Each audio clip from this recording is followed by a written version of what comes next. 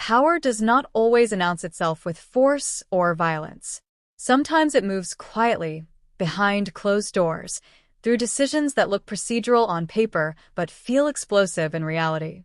When a ruling party decides that a senior law enforcement figure has suddenly become a danger, the alarm bells do not ring loudly, they hum low and constant, unsettling anyone who understands how fragile public trust really is. The decision by the African National Congress not to renew the contract of General Nhlanhla Mkhwanazi landed like a cold shock across South Africa's political and civic landscape. Not because contracts are never reviewed or leadership changes never happen, but because of what this particular decision appears to say about power, fear, and control. When those entrusted with enforcing the law are removed under a cloud of political discomfort, people inevitably start asking uncomfortable questions, and maybe you are asking some of them right now. According to sources close to the matter, this was not a routine administrative review. It was a calculated political choice, debated internally, weighed carefully, and ultimately justified on the grounds that General Mkhwanazi's continued presence posed a risk to the party's interests. That phrase alone, a danger to their business, has echoed far beyond party offices because it suggests something far deeper than performance evaluations or retirement timelines. General Mkhwanazi did not rise to prominence by playing it safe. He became widely known for a firm, unapologetic approach to crime and corruption, an approach that won him public admiration and, at the same time, quiet enemies. In a country struggling with violent crime, organized syndicates, and institutional decay, many citizens saw in him a rare symbol of resolve. But resolve, when it is not carefully managed, can become inconvenient to those who benefit from the status quo. The ANC, for its part, has chosen caution over clarity. No detailed public explanation has been offered, no comprehensive breakdown of the concerns, no transparent account of how this decision aligns with the broader public interest. Instead, the party has leaned on familiar language about organizational priorities and governance processes. But when governance is invoked without explanation, does it reassure the public, or does it deepen suspicion? Opposition parties wasted little time seizing on the implications. Their warnings were not subtle. They argued that this move risks undermining the independence of law enforcement leadership, especially at a time when South Africans are already deeply skeptical about political interference in institutions meant to serve the public, not parties. When critics ask whether this sends the wrong message, it is worth asking yourself what message you think it sends. Civil society voices have echoed similar concerns, framing the decision as part of a broader pattern where individuals perceived as fearless or uncontrollable are gradually pushed aside. The argument is not that General Mkhwanazi was perfect or beyond scrutiny, but that removing a figure known for tackling corruption without a transparent explanation creates a chilling effect. Who, in such an environment, would feel safe pushing too hard against powerful interests? Supporters of the general have turned to social media, not with wild slogans or dramatic threats, but with a persistent call for transparency. Their disappointment is rooted in a simple belief that performance and public interest should be the only measures that matter in appointments and renewals. When those standards appear to blur, public confidence erodes, sometimes slowly, sometimes all at once. The phrase, "a danger to their business," has taken on a life of its own. Business of what, exactly? Political survival, financial networks, influence, or control.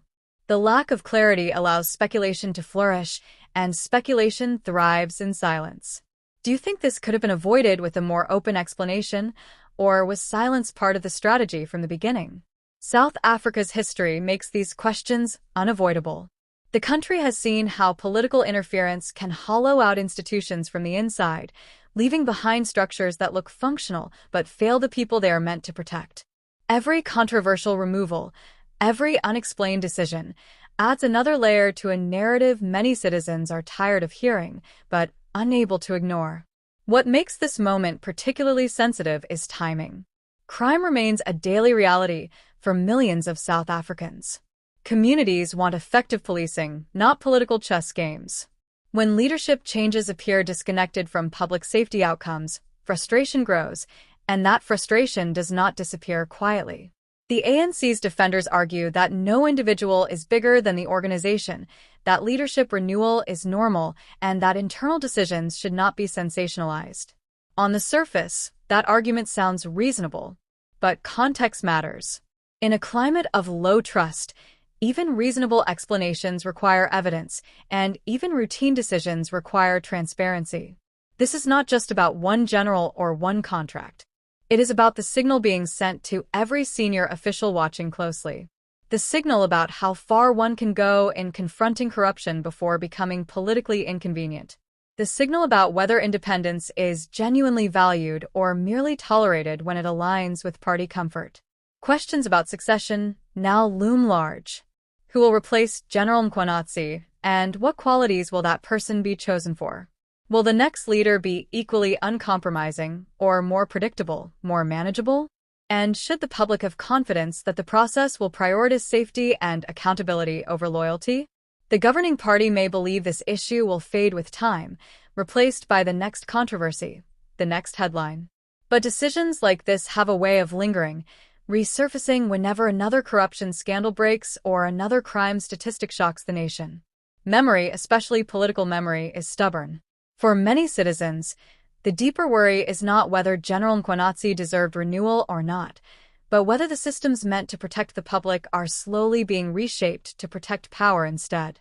That concern is difficult to dismiss, especially when transparency is treated as optional rather than essential. There is also the uncomfortable reality that silence can be interpreted as confirmation. When reasons are not given, people fill in the gaps themselves, often with the most cynical explanations available. Is that fair? As this debate unfolds, it exposes the ongoing tension between politics and policing, between party interests and public safety, between control and accountability. These tensions are not new, but each new episode sharpens them further. History will not judge this moment based on internal meetings or confidential memos. It will judge it based on outcomes, on whether crime is reduced or emboldened, on whether institutions grow stronger or weaker, on whether citizens feel protected or abandoned. For now, the non-renewal of General Nhlanhla Mkhwanazi's contract stands as more than a personnel decision. It stands as a mirror reflecting the state of governance, trust, and power in South Africa today. And as the noise slowly settles, one question remains uncomfortably open, lingering long after the headlines move on. When those tasked with enforcing the law are seen as threats, who exactly is the law meant to protect?